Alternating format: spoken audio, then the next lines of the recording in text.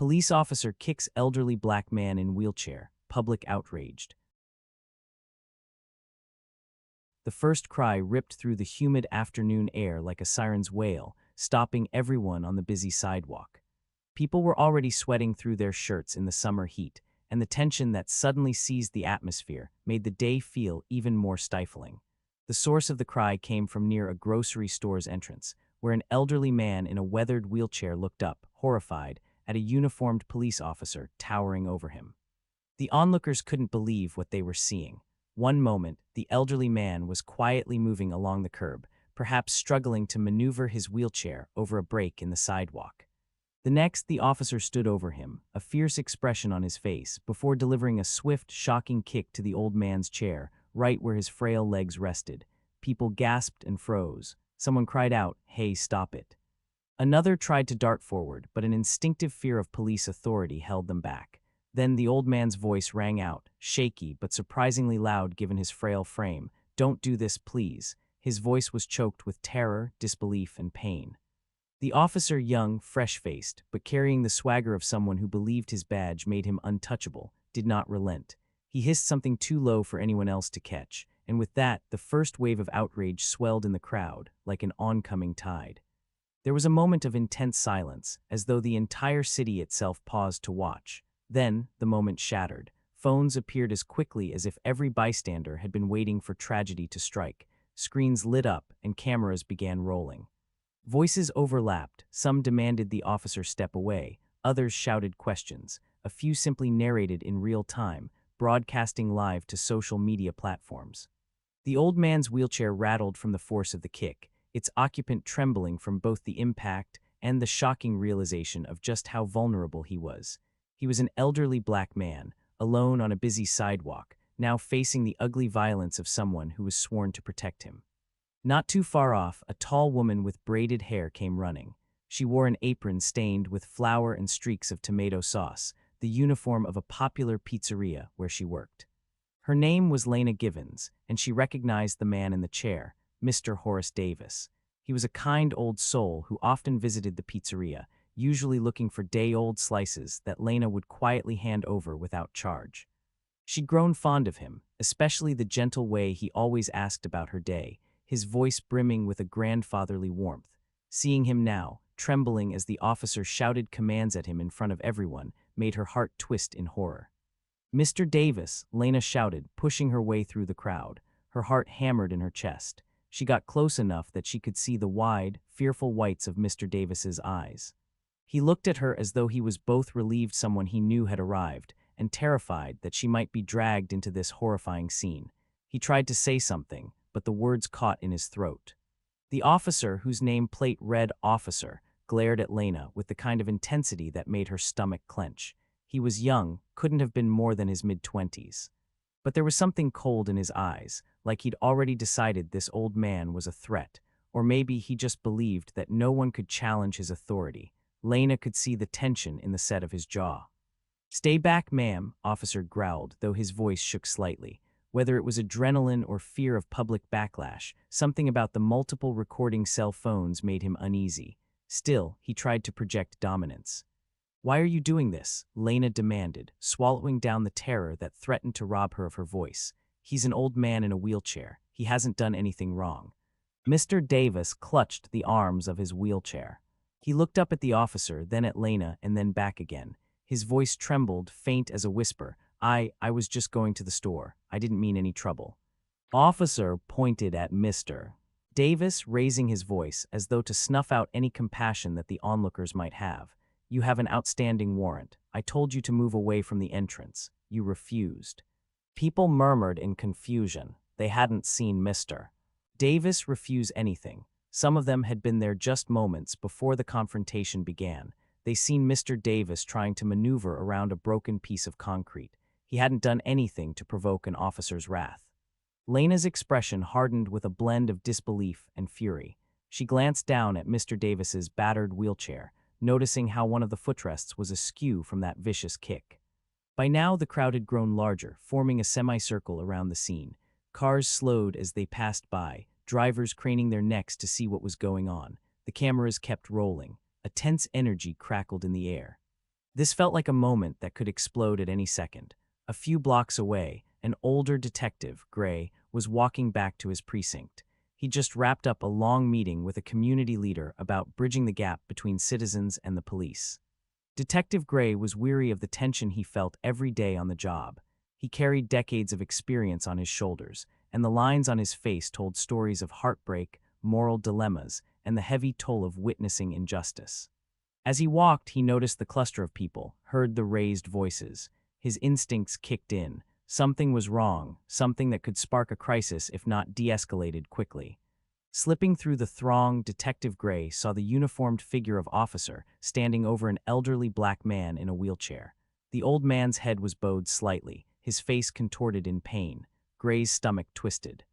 A quick glance at the crowd's reactions, the shock, the anger, the phone cameras in every direction, made it painfully clear that the officer's actions had crossed a line. Detective Gray called out in a stern, steady voice. The younger officer's head snapped around, surprise in his eyes. "What's going on here?" Let out a defensive snort. "He was blocking the entrance, sir, and he has a warrant. I was trying to detain him." "By kicking him." Lena seethed, tears pricking her eyes. "You knocked his wheelchair. You kicked him. Look at him." Detective Gray's gaze shifted to Mr. Davis, and the detective felt a wave of guilt and disgust that this was happening on his watch, in his city. He knelt by Mr. Davis, ignoring flustered attempts to maintain control.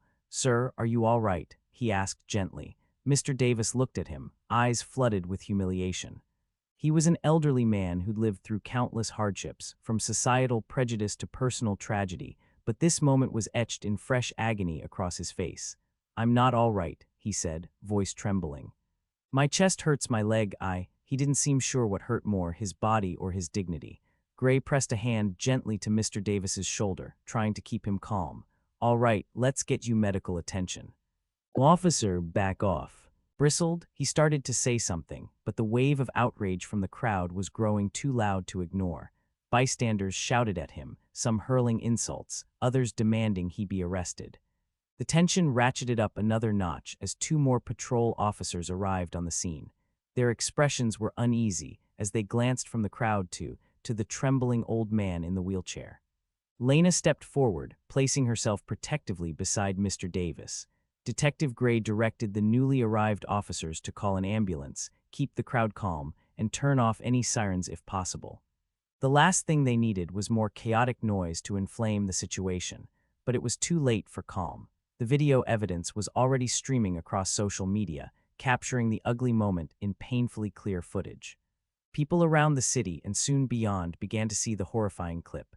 A police officer, young and strong, kicking an elderly black man in a wheelchair. Comments ignited, calls to local radio stations exploded, and in less time than anyone could have imagined, the story was dominating local media. Mr. Davis was gently wheeled away by paramedics. The ambulance doors closed with Lena inside, determined to stay by his side. The crowd parted, but not quietly. Chants began, disparate, uncoordinated, but each filled with fury. Some demanded his badge, others demanded the entire department be overhauled. Rage and heartbreak intermingled into a symphony of protest. Officer tried to follow protocol, but he was rattled. A sheen of sweat beaded on his forehead. He repeated to the new arrivals, his fellow patrol officers, that Mr. Davis had a warrant, that he'd resisted instructions, that he was simply following department rules. Yet the condemnation he faced from every direction was relentless. Detective Gray took a side. "You kicked him." Swallowed, his voice dropping to a near whisper. "He wouldn't move. I told him 3 times. He gave me an attitude. You saw how he was blocking the entrance." Gray's anger blazed in his eyes. "He's in a wheelchair. You think you couldn't have handled that differently. You think you needed force at all." His jaw tightened. He didn't respond, but Gray could see the mix of shame and defiance there. This was going to be a nightmare, legally, morally, and in the court of public opinion. One wrong move on Gray's part could set off an unstoppable chain reaction. Sure enough, by evening, the incident was already front-page news in online outlets, with headlines reading, "Police officer kicks elderly black man in wheelchair, public outraged." By the time the nightly news aired, outraged voices drowned any possibility that this story would quietly fade. Mr. Davis was in the hospital, bruised and shaken. Lena was by his side, holding his hand as he drifted in and out of restless sleep. She had called his niece, a middle-aged woman named Davis, who lived across town. Arrived, frantic, to find her uncle trembling with a haunted look in his eyes, was a social worker with a fierce dedication to marginalized communities. She'd spent her entire career fighting systemic wrongs. Now, with her own beloved uncle lying in a hospital bed, she felt her anger simmering to a boil. As pressed a soft hand to Mr. Davis's forehead, he murmured, "I didn't do anything, why did he?" and then trailed off, tears leaking from his tired eyes. She squeezed his hand gently. "I know, Uncle Horace, I know, we're going to get justice, I promise you." Lena stood at the other side of the bed, arms folded tightly across her chest. She had never liked confrontation, always preferring to keep her head down and go about her day. But this was different. She couldn't unsee the image of that officer's boot connecting with the wheelchair. She couldn't ignore how helpless and terrified Mr. Davis looked at that moment. She felt a storm gathering in her chest, a righteous rage she couldn't contain. Outside the hospital window, protesters had already begun gathering, holding up signs that said, "Justice for Mr. Davis, end police brutality," and "Black Lives Matter." The chants echoed through the hospital hallways, drifting into Mr. Davis's room with a mournful but determined energy. Meanwhile, at the precinct, Detective Gray was in a heated discussion with his captain. The captain paced back and forth, face taut with stress. "This is an unmitigated disaster," he said, voice trembling with pent-up frustration. "We are getting calls from every direction, the mayor's office, civil rights groups, even the governor's staff. They want an immediate investigation, and they want's badge." Gray sighed, rubbing the bridge of his nose. "I understand. But we need to do this by the book. We need to gather facts, talk to witnesses, review any available footage. If we rush, we could jeopardize the case in court." The captain shot him a withering look. "We have eyewitness accounts, we have video footage, and we have an elderly man in a hospital. That's more than enough to start disciplinary proceedings against." Outside the captain's office, officer sat on a bench with his head in his hands. Some of his colleagues avoided making eye contact with him. Others glared at him openly, furious that he'd jeopardized their already fragile reputation with the community. Felt the weight of that collective anger and fear pressing down on him. He tried to remind himself that he was just doing his job, but the mental replay of his foot connecting with the wheelchair haunted him, making his stomach churn. As night wore on, the protests outside City Hall grew larger. People held candlelight vigils for Mr. Davis, uncertain of the extent of his injuries, uncertain if he would even pull through. Rumors spread like wildfire, exaggerating details and stoking the flames of outrage. Some claimed that Mr. Davis had been kicked repeatedly. Others said he was in critical condition with broken bones. A wave of raw emotion swept the city, uniting people from various neighborhoods who all felt the same shock and indignation. In the midst of it all, Davis made her way to the steps of City Hall. She stood beneath the glow of streetlights, looking out at the sea of who had gathered, candles flickering like stars in the night. She had never been a public speaker, but she felt compelled to do something, to say something. Carefully, she climbed onto a makeshift podium, a stack of crates someone had set up. She cleared her throat, her nerves dancing wildly in her chest. Lena stood near the front, among the gathering crowd. She recognized and motioned for people to quiet down so they could hear her. His voice trembled at first, but it steadied as she spoke. "My uncle, Horace Davis, is a kind, gentle man. He has lived in this city for over 70 years. He is a beloved brother, uncle, and friend, and today he was assaulted by someone sworn to protect him. That is not okay." A chorus of agreement rippled through the gathering. Continued, "I am here to demand justice, not just for my uncle, but for every person who has ever felt unsafe when they should be able to trust the police. I'm here to say enough is enough. This cycle of brutality and impunity must end." An emotional hush fell across the crowd. Candles wavered, reflecting the tears in many eyes, closed her own eyes for a moment, gathering strength. "We need to stand together, black, white, rich, poor, young, old, and demand accountability. We won't let this be swept under the rug. We will not rest until officer is held responsible and until we see real changes in our community's policing." The crowd erupted in applause and cheers. Lena felt goosebumps prick her skin. She believed words could stir a movement, maybe even spark a deeper change. The anger was real, the sorrow was real, but there was also hope in the air. Hope that this terrible act might bring people together to fight for something better. Meanwhile, across town, Officer sat at home in his small, sparsely furnished apartment. He hadn't bothered to turn on the lights. The darkness matched his mood. The faint glow of the television illuminated the living room, showing footage from the day's incident on an endless loop. Even when he tried to block it out, the images found him again, replaying in his mind. He winced every time he saw himself lash out at Mr. Davis. He got up, restless, pacing across the room. The phone rang. He ignored it. He knew it was probably someone from the union or a lawyer or maybe a friend from the force checking in. He didn't want to talk to anyone. He didn't know how to explain to them. Heck, he didn't know how to explain to himself why he had done it.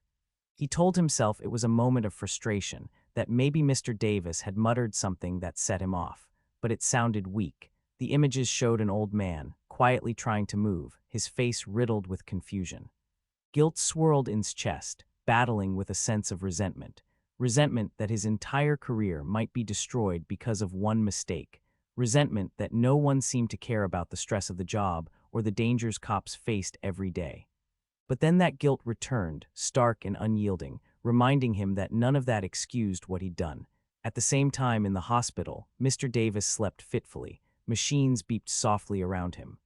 Dozed in a chair, her face lined with worry. Lena was curled up in another chair by the window. Every so often, she'd wake at the sound of a passing siren, heart pounding as she recalled the day's horrifying events. She thought about how Mr. Davis had always brought light into her day at the pizzeria, with his warm smile and gentle jokes. And now he was lying there, broken in both body and spirit, because of a single moment of cruelty. Outside in the corridors, a few reporters hovered. They hoped to catch or Lena to ask about Mr. Davis's condition. Hospitals tried to enforce patient privacy, but the media frenzy was too strong for strict enforcement. Periodically, a nurse or security guard would shoo them away, only for them to return when no one was looking. By dawn the next day, the city seemed to hold its breath, waiting for updates. Waiting to see whether the police department would suspend officer or whether the uproar would intensify. Talk radio hosts stoked the flames, some calling for immediate firing and prosecution of, others trying to frame the situation as a tragic misunderstanding. But the raw footage was damning. A public outcry was unstoppable. Detective Gray arrived at the station, weary from a sleepless night. The front steps were lined with cameras and reporters, all yelling questions at him as he passed. He raised a hand in a silent request for space. Once inside, he found the captain pacing like an agitated animal. "We have a meeting with the chief and the mayor in an hour," the captain said. "We need to figure out a plan. Has been placed on leave for now, and internal affairs is all over this." Gray nodded, heading to his desk, which was overflowing with documents and notes about the incident. But even as he looked through them, his thoughts drifted to Mr. Davis, and he thought about the protests, about the fractures between the community and the police, a gap that only seemed to widen with each new scandal. He couldn't shake the gnawing worry that this could spark something far bigger, far more chaotic, if not handled carefully. Sure enough, that same morning, blocked a major thoroughfare. A group of local activists chained themselves together, chanting Mr. Davis's name, calling for justice. Traffic snarled for miles, and tension soared. Police in riot gear arrived, but Detective Gray insisted on speaking with the group before any force was used. He approached them, hands held up in a gesture of peace. A young protest leader with a bullhorn glared at Gray. "We're not moving until officer is arrested, charged, and fired. We're not moving until we get accountability." Real accountability. Gray stood, feeling the weight of decades of public service press upon him. "I hear you," he said, his voice calm. "We are investigating, but please, let's do this peacefully. Blocking the roads will only escalate tensions. People out there just want to get to work, to take their kids to school. They're not the ones who hurt Mr. Davis." "Are you arresting him?" the protest leader demanded. "Has he been charged?" Internal Affairs is conducting an immediate review. Until then, officer is on unpaid leave, Gray offered, knowing it would only partially satisfy anyone. The protest leader lifted the bullhorn, addressing the crowd. "Unpaid leave is not justice. We demand criminal charges. Assault is assault." The group roared in agreement. Gray felt the energy intensify, an undercurrent that could turn violent at the slightest spark. He carefully and respectfully continued speaking. I understand you want swift action, but the legal system has steps we have to follow. Believe me, no one wants to see justice more than I do. My only request is that you allow people to get through. There are families, seniors, children stuck in traffic. They had nothing to do with this. An older man within the group spoke up. The system doesn't protect black people. Horace Davis is the latest example, but there have been countless others. We're tired of burying our anger, tired of seeing injustice. This officer attacked a disabled elderly man, and we're supposed to just hope the system punishes him. You ask for trust, but what have you done to earn it? Gray paused, feeling the question reverberate through him. He had no perfect answer. He could only promise that he'd do his part. After some tense negotiations, they agreed to let a single lane of traffic move, but they refused to stand down entirely. With the day's first crisis somewhat managed, Gray returned to the precinct, more exhausted than before. That afternoon, Davis decided it was time to secure legal representation. She had never filed a lawsuit in her life, but she felt the current needed more than just emotional appeals. She made phone calls, researched civil rights attorneys, and eventually connected with a high-profile lawyer, Cole. Cole was known for tackling police misconduct cases and had a track record of strong advocacy. Their conversation was brief but impactful. Cole agreed to visit Mr.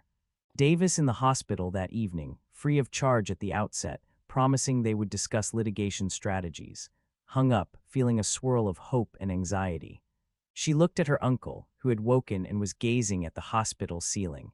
The bruises on his body were more visible now, and he had a haunting look of despondence. We're going to fight this, said, gently resting her hand on his arm. We're going to make sure you get justice. Mr. Davis turned his gaze to her, his eyes reflecting a life worn by hardship. He spoke quietly, each word seeming to weigh heavily. I can't believe this happened. I was just trying to live my life. Why did he have to hurt me? Squeezed his hand. I wish I had an answer for you, Uncle Horace, but we're not going to let them get away with it. When Attorney Cole arrived, they greeted Mr. Davis with a gentle warmth. Cole asked about the injuries, the emotional distress, how Mr. Davis felt about seeking justice. Mr. Davis was hesitant, unsure if he wanted to face the rigors of a legal battle, but Elena reassured him that what happened needed to be addressed, not just for him, but for anyone else who might be vulnerable. Slowly he nodded, albeit with tears brimming in his eyes. By the next morning, Cole had filed a notice of intent to sue the city's police department. The news broke almost immediately, fueling even more public outcry and media attention. The city's mayor took to the podium in a tense press conference, appealing for patience and calm, promising a thorough investigation. He addressed the camera with carefully chosen words, but it wasn't enough for many onlookers who'd watched the disturbing video.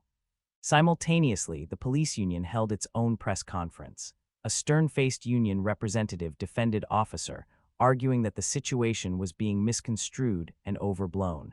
They referred to Mr.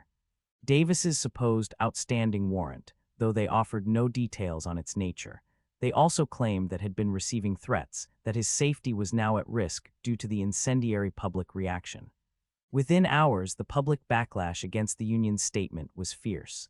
Social media erupted with condemnation, urging the union and the department to focus on the assault rather than trying to shift blame. Memes circulated, videos were remixed with commentary, and hashtags like Justice for Mr. Davis continued to trend. Days slipped by, and the city teetered on a knife's edge. Protests became a daily occurrence.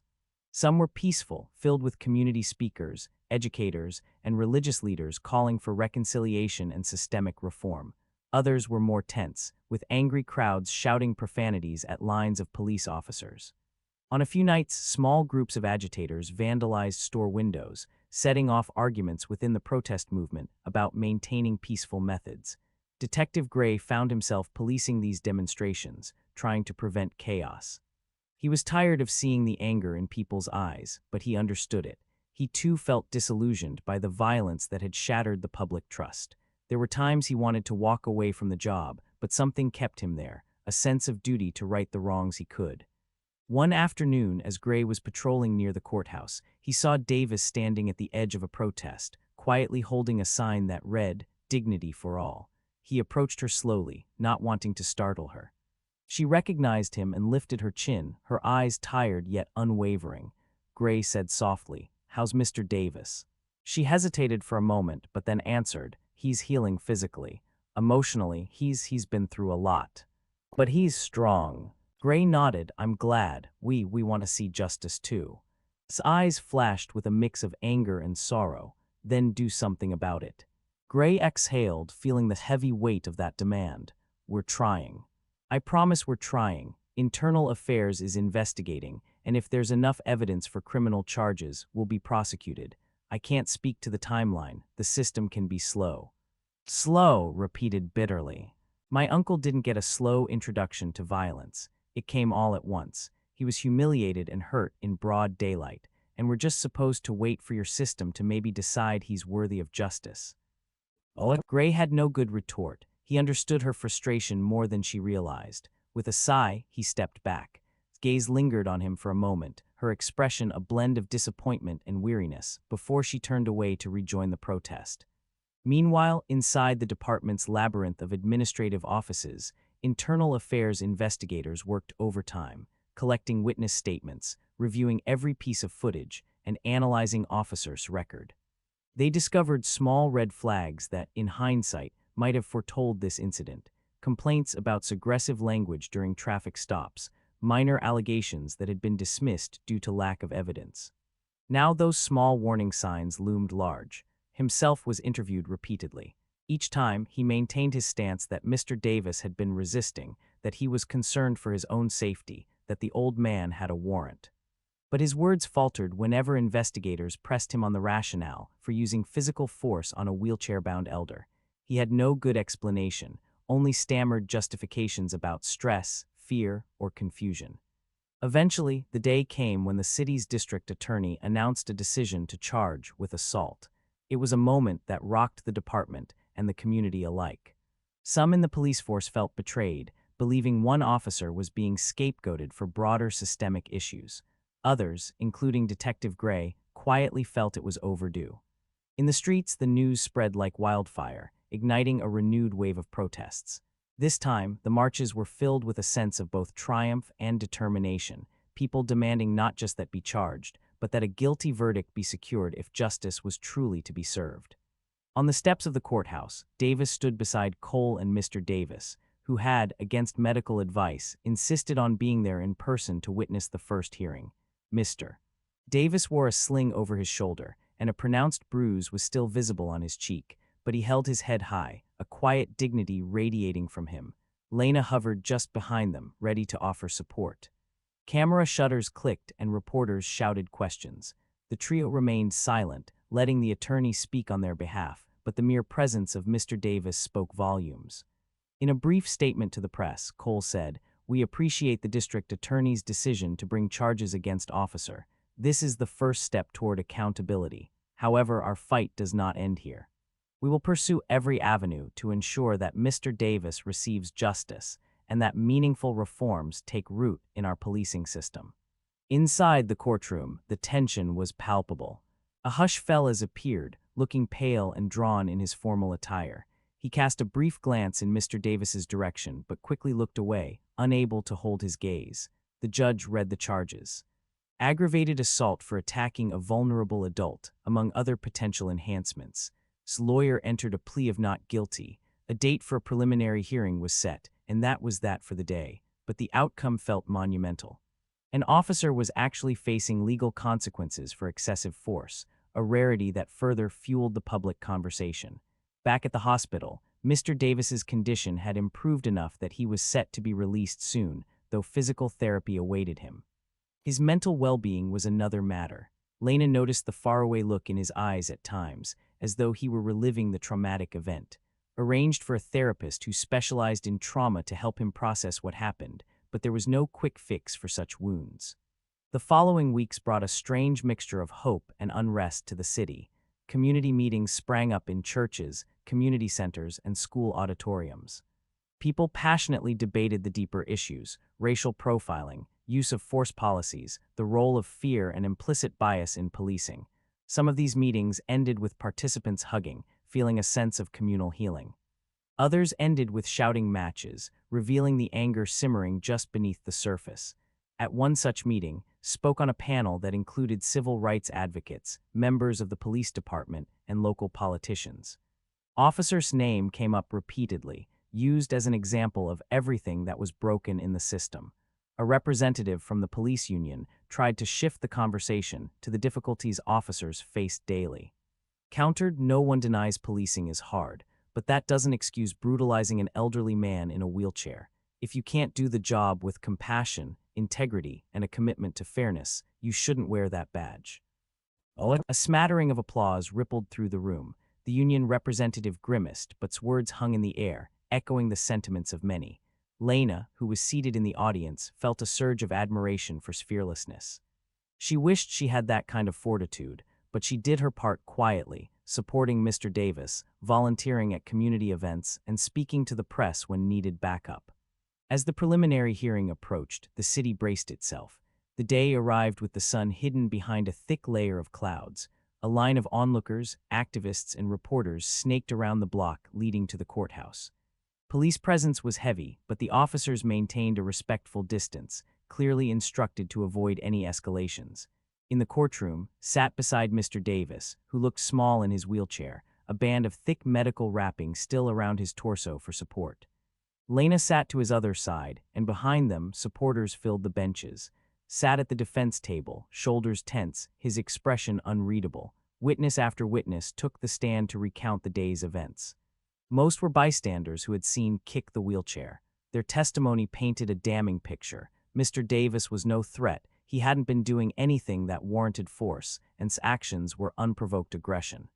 Then came the video footage, played on a large screen for the entire courtroom to see. Gasps rippled through the spectators each time the violent moment repeated. Even bowed his head as the video looped, unable or unwilling to watch himself commit the act.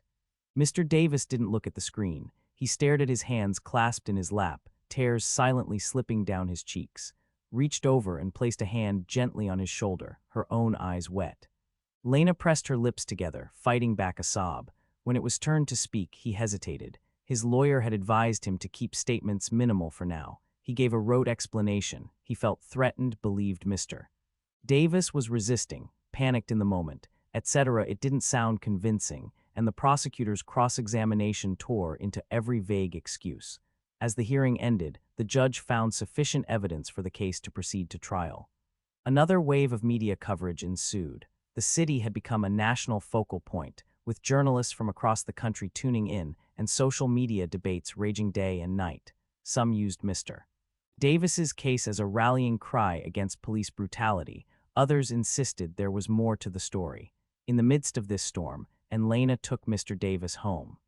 He lived in a modest apartment complex that was mostly accessible by wheelchair. The complex's residents had organized a small welcome for him, placing a handmade banner in the lobby that read, "We love you, Mr. Davis." When he saw it, tears brimmed in his eyes again, but these were grateful tears. A tiny smile tugged at his lips as he softly said, thank you all." Neighbors offered casseroles, get-well cards, and small donations to help pay for any costs related to his wheelchair repairs. It was a beautiful show of solidarity that momentarily warmed the chill left by that horrific day, but Mr. Davis was still haunted. At night, he jolted awake, heart pounding, convinced he felt another blow. Sometimes he saw the officer's furious face in his nightmares. The trial date was set for 3 months later, leaving the city in a state of tense anticipation. During that time, worked tirelessly with Attorney Cole, preparing the civil suit. The city's attorneys tried to negotiate a settlement, but Mr. Davis refused anything that didn't include an admission of wrongdoing and serious policy changes. They wanted more than money. They wanted a fundamental shift.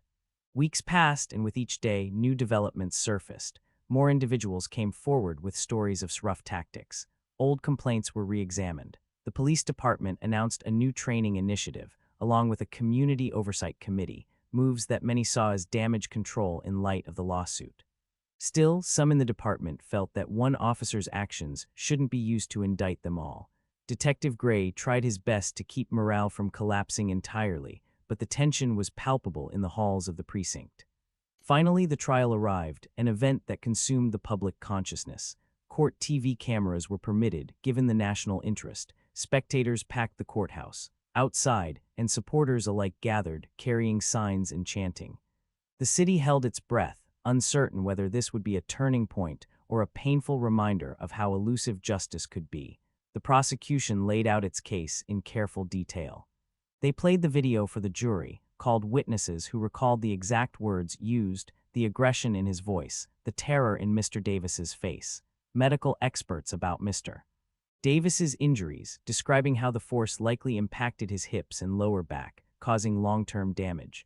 Psychologists discussed the emotional trauma inflicted upon someone who was already in a vulnerable state.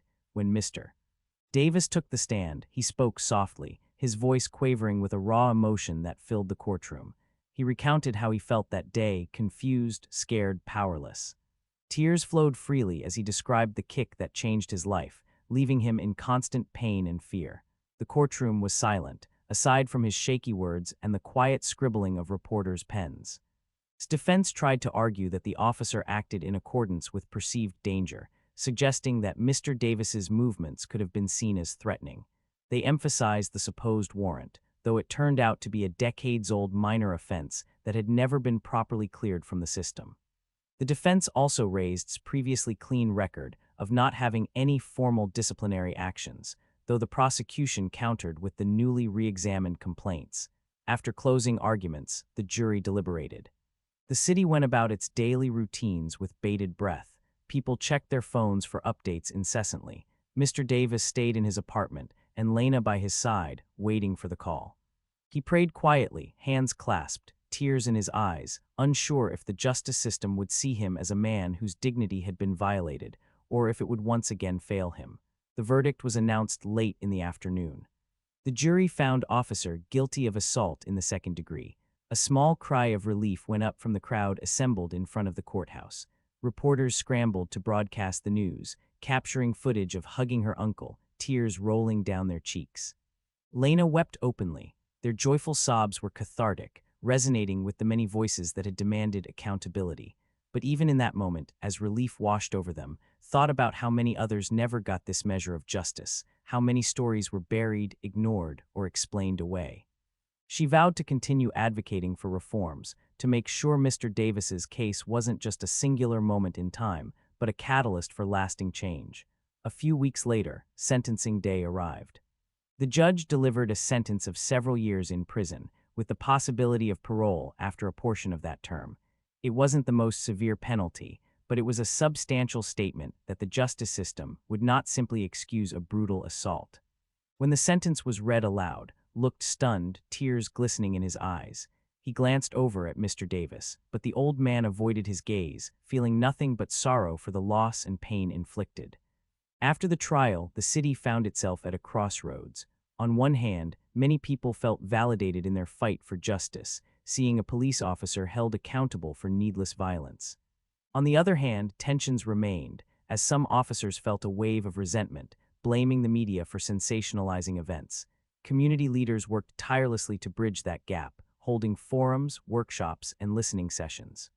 The civil suit that Mr. Davis and filed proceeded with new momentum, leading to a significant settlement and a legal agreement that the police department would enact a series of reforms.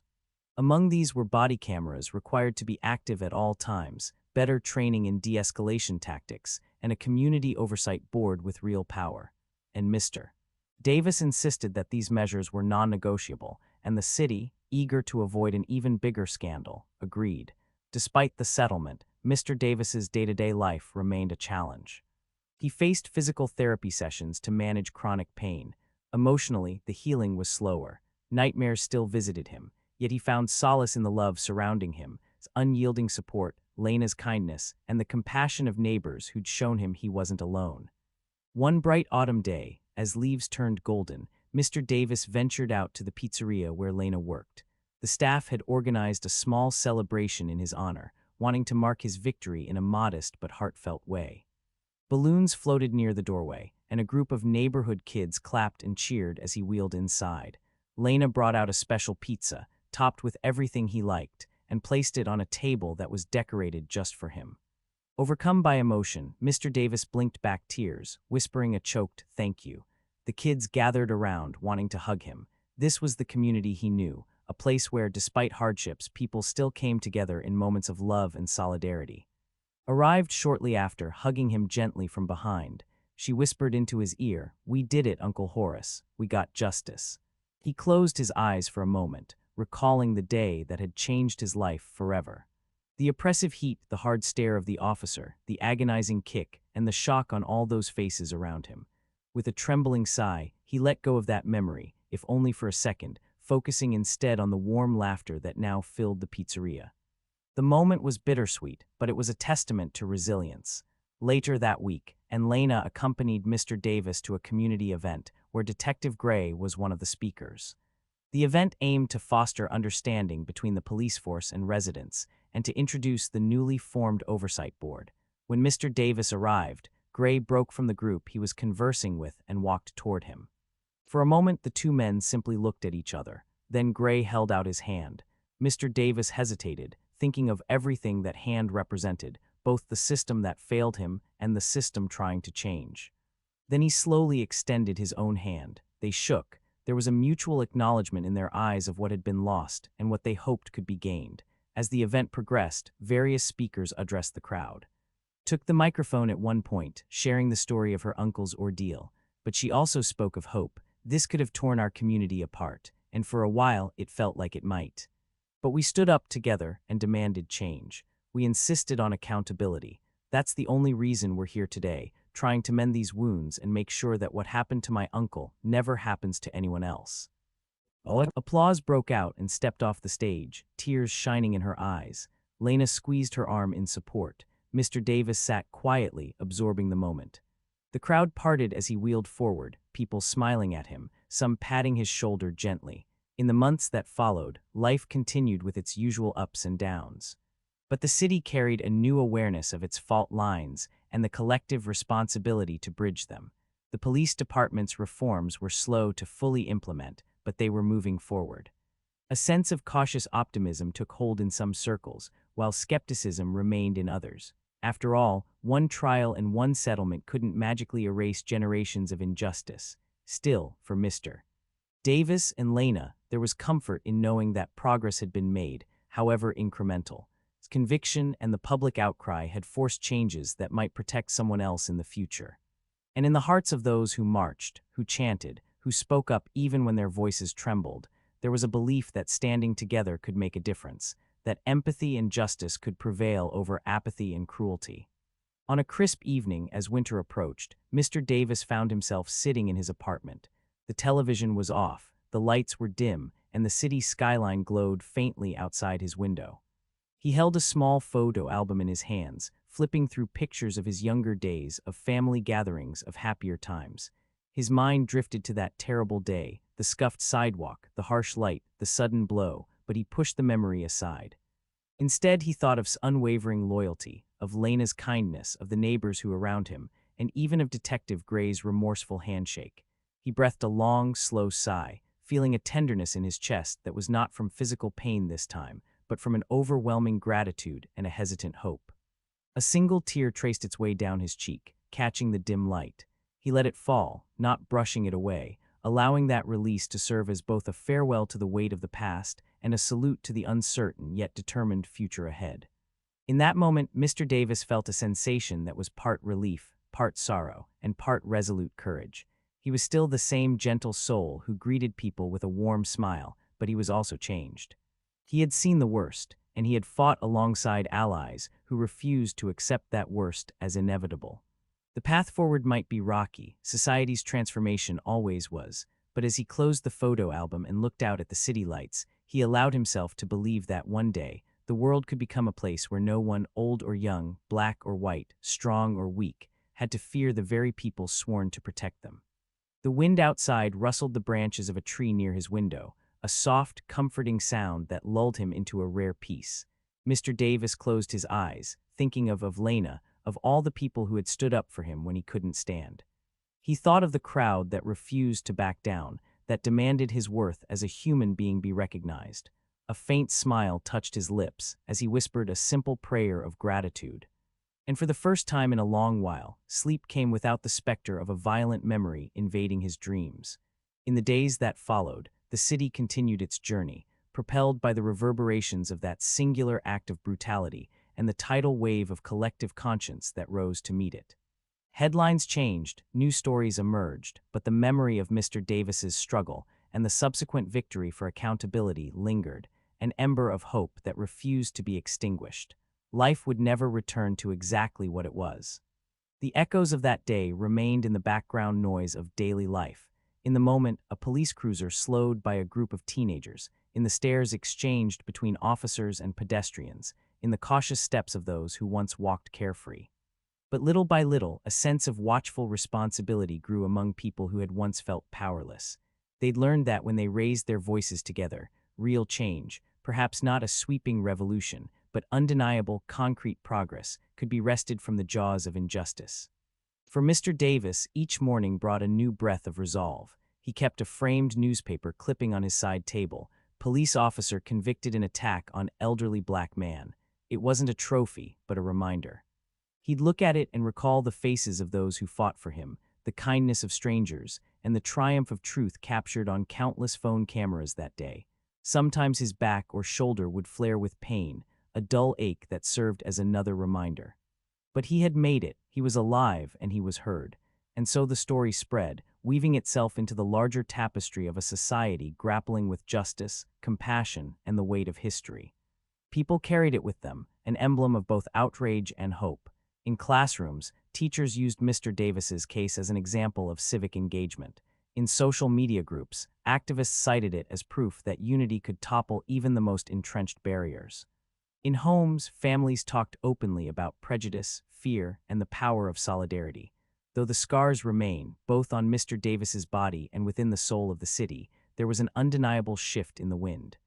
Sparks of empathy and vigilance flickered in the public consciousness, forging a bond among those who, once divided, now recognized a shared humanity. And in this evolving landscape, an elderly man who had once been kicked by a police officer in broad daylight became a symbol of the unbreakable dignity that resides within us all, waiting for moments of darkness to reveal just how fiercely it can shine.